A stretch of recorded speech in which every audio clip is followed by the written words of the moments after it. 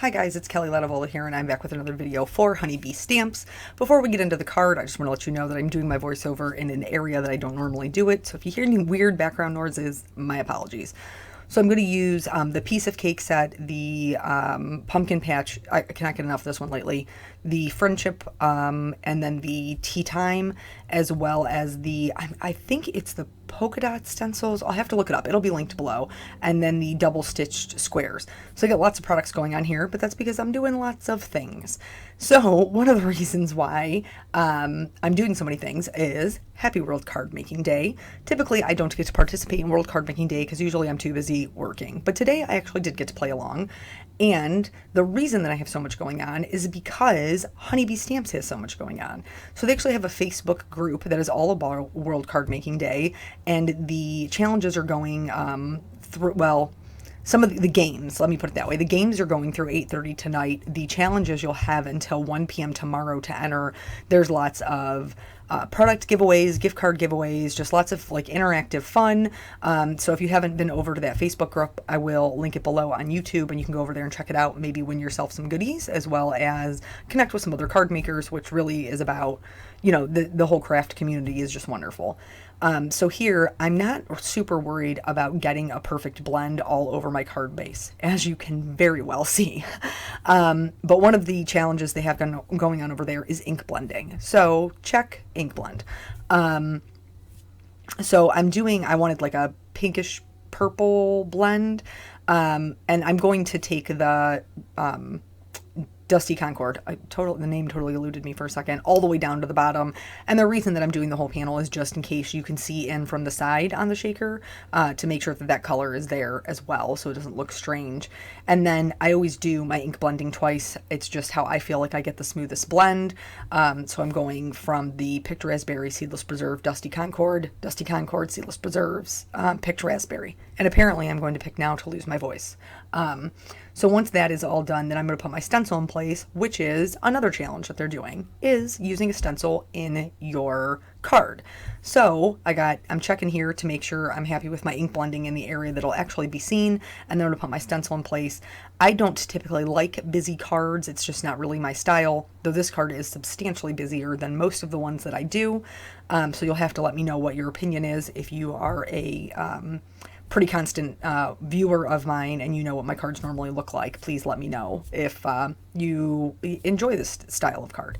But anyway, I'm doing just tone on tone so that the polka dots aren't so in your face. They're more just in the background. And then I'll check that again with the frame to make sure that there's polka dots in all of my areas, and then I'm going to move on to the stamping. So in doing the stamping, there's a lot of different sets in here because World Card Making Day, I did want to include some elements of things that I loved to make cards with. So like the piece of cake stamp set, when they first came out with the stamp set, I totally loved it. I used it a ton. So I thought that it would be fun to kind of bring that back in. Anything with a mug, you know I'm sold on because I love all the coffees. And then one of the other challenges they have is a fall themed card, which is where the other ones kind of come into play.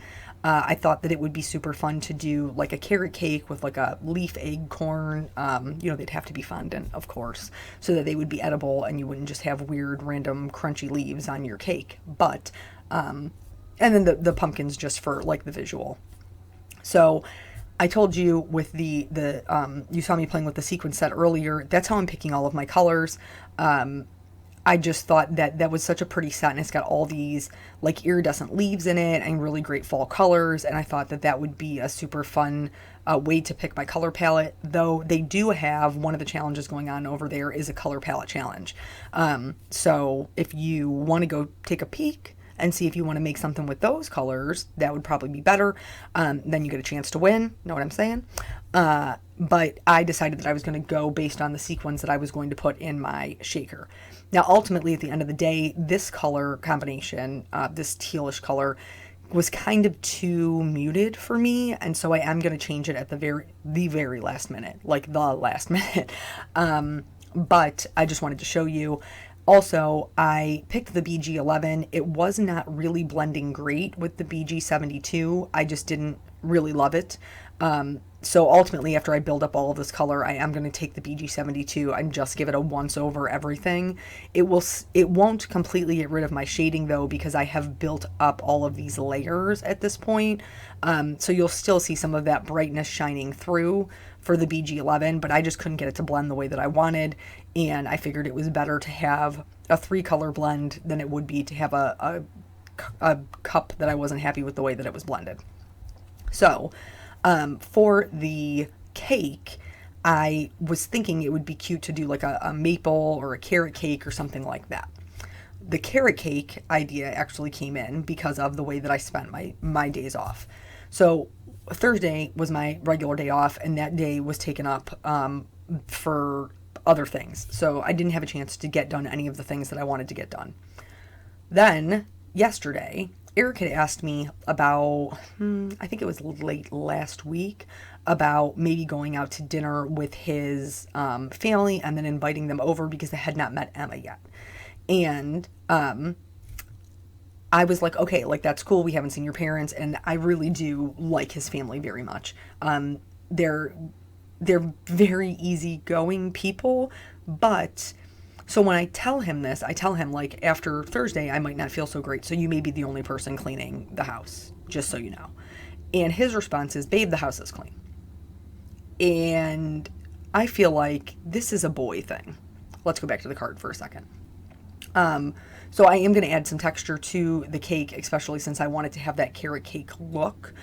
So I'm doing just a series of dots, and I'm going to do this with all of the colors so that it creates some lighter areas and darker areas and gives it lots of texture, which a cake would have when you slice it, since it has the kind of the peaks and valleys in it that make it very full and fluffy when you bake a cake. So the reason I feel like this is a boy thing is because as soon as I told my mom, she's like, what are you doing?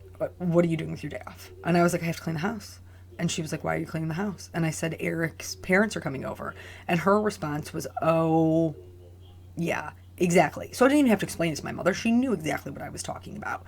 However, his response is, the house is clean. And I'm like, not your parents come to my house for the first time clean.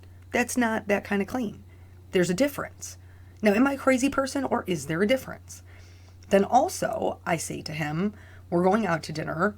I'm going to bake something because we're inviting your parents over to the house. Is there anything you would like? And he says carrot cake. Well, his father had previously requested carrot cake for me for Father's Day. But then something happened that I didn't end up making it out there for Father's Day. I think maybe I worked, and we did like my dad's thing on another day. So I've already gypped the man of carrot cake one time.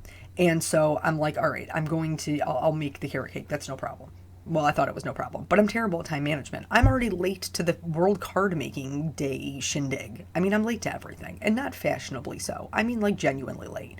And I know that there's a lot of people out there who feel like being late is extremely rude, and I'm not saying that it's not. I'm just saying that I am a perpetual optimist, and I always think I have more time than I do. I don't. The time isn't there, but I think it is, and that's just how I roll.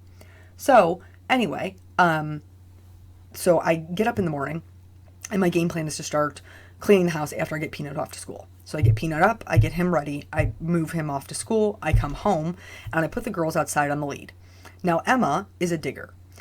Molly is not a digger. I've never had a dog that was a digger, so I didn't really, still really don't know what to do with it. Apparently there is a way that you can manage the digging. I don't know what that is. I have to do some more research. But she is, in fact, a digger. So she's out there on her lead, and I go back in the house, I'm making coffee, and I look out the window, and it has started kind of drizzling. So I'm like, okay, I'm going to go back outside, get the dogs. Here is where I made my error, okay? I know my dog. Molly and I have been together for 8 years. I know her. I can, with pretty good accuracy, predict how Molly's going to react to things. So I know when I go out there and let Molly off of her lead, but don't put her on the leash, Molly will go to the door. And since Emma likes to follow Molly wherever she goes, I figure Emma will also follow Molly to the door because Molly abhors the rain. She just doesn't like it. She does not like to be wet. She doesn't like baths. She doesn't like lakes, water, swimming. That's not for my girl. Okay? So That's what happens. I let Molly off the lead. Molly goes directly to the door, as I knew she would. I let Emma off the lead, and instead of following Molly to the door, like I think she will, she veers left and is happy as a clam playing in the rain. Side note, I am going over this pumpkin because I have a natural tendency to like brighter colors. I'm going over it with the E33 just to tone down some of those colors. That, again, will change later because, I just told you, I like brighter colors. So I'm using the same browns for the cake with the addition of the E39 for my little acorns. So she veers left. She's off playing in the rain. And then Molly thinks she's got FOMO. She's got fear of missing out. She thinks Emma's going to have some fun that she's not going to have. So then Molly takes off after Emma. Now, I'm after both of them with the leashes in my hands, yelling like a crazy person. I'm sure my neighbors think I'm a psychopath. Trying to get these dogs rounded up so I can get them back on their leashes, which I finally do. And I'm very, very unhappy with them, as I'm sure that you can imagine. Now, I know that this is my own fault, but I also feel like Molly knows better. Emma, not so much. But my Molly, she definitely does. So I get them back in the house, and then I look at them, and I realize that from the digging and the rain that we've now played in, they're covered in mud. So I have to give them baths by myself. Emma, she's 25 pounds. No big deal. I can get her into the tub, get her out of the tub. No issues. She likes the water, as I've just told you. Molly, who does not like the water and weighs 70 pounds, which is half, she weighs 70 pounds, 70, 140. She weighs more than half of what I weigh. And also now, I have told you my weight, and I maybe should not have done that. But regardless, moving on. So I have to coax Molly into the bathroom, then I have to lift her up. And Molly is, because she does not like the water, you have to watch her the entirety of the time that she is in the tub. I have to tell her she's a good girl and give her lots of pets and all of those things. If for some reason I take my hand off of a part of Molly's body while the bath is going on, she feels as though I am not paying enough attention to her and that she can make an escape. And she will try. So I have to be touching her the entirety of the time I'm washing her. So I finally get that done, and then 2 hours of my life is gone. I get done with that. I go to start the cleaning process of my house. Now, my house is not dirty by any means, but it's not as clean as I would like it for having company over. So I'm going through that whole process of trying to get things all cleaned up. Emma is incessantly ringing the bell. Now, that's how we're training her to go to the bathroom. She's doing very, very well with it. I'm about to jinx myself, knock on wood. She's doing very well with it. She has not had many accidents as of recently. But she's also on the stage where she knows if she rings the bell, she goes outside. So that means she's ringing the bell even after she's gone potty because she just wants to go outside and play. But I'm not confident enough in her yet to tell her no when she rings the bell. Like, if Molly hits the bell and I know she's peed and she's gone potty, we're done with it. We're not just going to go out there and play. I don't have a fenced-in yard. I'm not going to stand out there with you while you chew your own leash to try to chase after squirrels. It's not happening. So anywho, she keeps ringing the bell. I'm barely getting anything done. I have to go get Peanut from school, which I do. He comes home, and then his dad comes to pick him up. When his dad comes to pick him up, as we're standing there talking, Emma hits the bell again. Peanut is like, I'll take her out. Awesome. Thank you, buddy. I really appreciate that. Except for you're 6 and she's almost 4 months old, and you both have the attention span of like a lizard. So they get sidetracked and not a lot of pottying is getting done. So finally I end up having to go out there and take her so that she will go potty. They get on their merry way. And then I am still trying to finish up cleaning, and I haven't started baking anything. So I am like, I'm going to run up to the store real quick and get the things that I need. But I do not have time to go to the actual grocery store. I have to go to the store that's closest to me, which means carrot cake is out again. The things that I do have on hand to make dessert, I can make an apple coffee cake. So that's what I decided I'm going to go with, apple coffee cake. And I figured that's fall-ish, like it's good, we're good, I'll do that. Side note, back to the card. So I'm adding little orange dots here because I didn't feel like it looked carrot cakey enough. I don't even know what that means, but that's what I did. I was happier with it after it was over. Feel free to add orange dots or not to your carrot cake.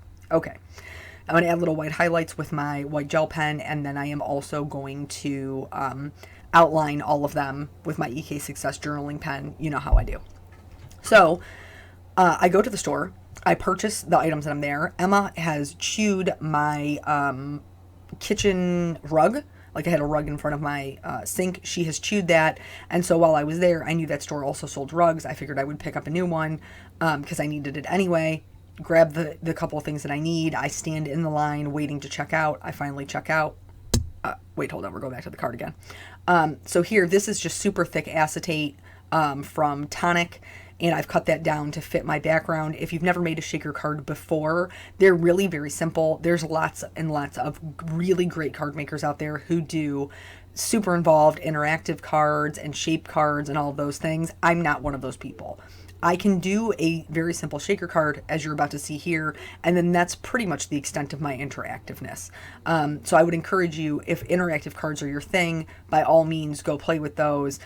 Shari Moss is one of the lawn fawn girls. She's been with them since the beginning, and she's amazing. Her stuff's so good, but she's really great at the interactive ones.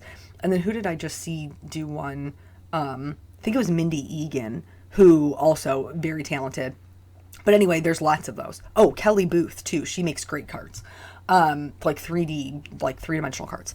But anywho, where were we at in this? Oh, I went to the store. So I get to the store, I wait in the checkout, and I am checking out, and I realize that I have forgotten the vanilla ice cream. So I gather up all of my bags, I go to the back of the store, I get the ice cream, I wait in line again. While I'm standing in line, I say to the gentleman cashier, I have already paid for all of these things, do you need to see my receipt? And he said, yes, if you don't mind. I said, okay. So I'm rooting through the bags, finding the receipt. I show him the receipt, and he says, you're good. Here's your receipt for this transaction. Thank you. Have a nice day. I grab my bags. I go out to my car. I drive all the way home. I get home. I take my bags out of the car. I go into the house. I unpack all of my bags, and I realize that I do not have the ice cream. So I go back out to the car and I open the trunk. And do you know what's there, people? Not ice cream, because I have forgotten it a second time at the store. Except this time I don't have time to go back. I just don't. Back to the card. So I've done 2 layers of foam tape to make sure that I have plenty of room for my shaker to move about.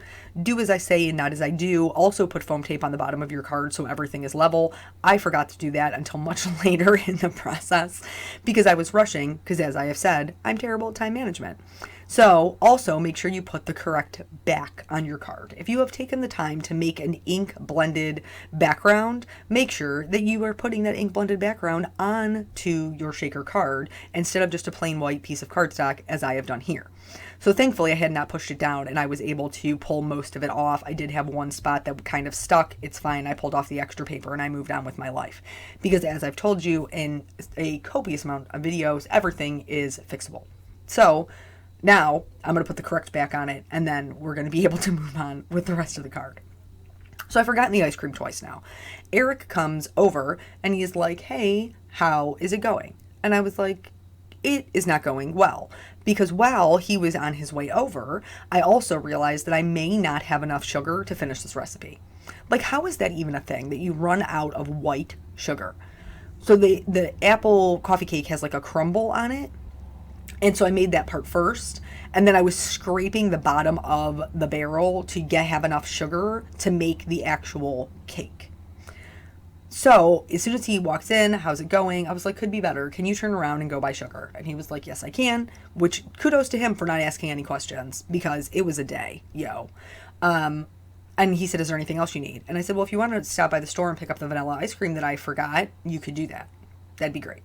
So he goes off to the store. I finish trying to make this recipe. They tell me in the recipe that because it's a double layer cake, so you have 2 different cake pans, that the cake layer will be very thin. And then you put the apples and the crumble on top of it. But when I'm trying to spread the cake layer, it's not even like batter, guys. There was no pouring. It was like dough. It was so thick. And I couldn't get it to spread, and I was so frustrated. By the time I got it into the oven, I was going to be pulling these things out at the time we were supposed to be at dinner. And I was like, listen, we're going to be late. I didn't have time to shower. I went to dinner with my hair in a dirty top knot. Like, this is real life, y'all. Like, I sprayed some dry shampoo on it, put it up in a top knot, and prayed that I was going to be acceptable to be seen in public with. then from there, like once all the things were done, like the rest of the evening was fine, and it was great to see his mom and dad. But like, am I the only one who thinks that? Like, if you're having people over to your house, then there's a certain level of cleanliness that it should be. That you should, in fact, have something to offer them, coffee and something. And then also, the other thing that we had a conversation about was on the way home. He said, "I cannot wait to put on my pajamas," and I was like, "You cannot put on your pajamas. Like, we have company. You can't put on your pajamas." And he was like, "I spent the good majority of my adolescence lounging around their couch in my underwear. Like, what do you mean I can't put on my pajamas?" Which he may have a fair point there, but also I feel like he's grown now, and like, if you invite somebody to your home, you should not just, well, like, that's not true. I am in my pajamas sometimes. Like, if my best friend comes over, I'm not getting bougie for her. Like, she knows what this is. But other people, like, other family members, or like if you're having a gathering or something, like, you don't walk around in your pajamas, I don't think. But I will go to the store in my pajamas sometimes, you know, if I'm not getting out of the car. You've all seen it if you've been on Instagram where I've drove to Dunkin' in my pajamas, and that's a regular occurrence. Maybe I'm being too judgmental. I don't know. You tell me if that's acceptable, because I'm not sure. So here you can see I do have a lot going on. It is a little bit busier for me. So for the sentiment, I wanted to use this friendship, and it actually comes out in 3 different pieces. I wanted it to be a little bit thicker, have a little bit more weight to it, since it is a thinner die cut. And originally I grabbed the Hero Arts glossy lacquer, which is also lovely, but I really wanted the glue. And I do like this glue quite a bit. The little precision glue for little teeny tiny pieces parts like this. I do like their glue. So I'm just going to stack 2 white pieces together and then put the black on top. And that's going to be my sentiment along with a little banner. But anyway, back to this time management business. Like, I know that it's not something that I'm great at. I'm perpetually optimistic that there's more time than there is. And I don't mean, like, I'm not trying to be rude or disrespectful to other people. It's just, I don't know. It's one of those things of my personality, I guess.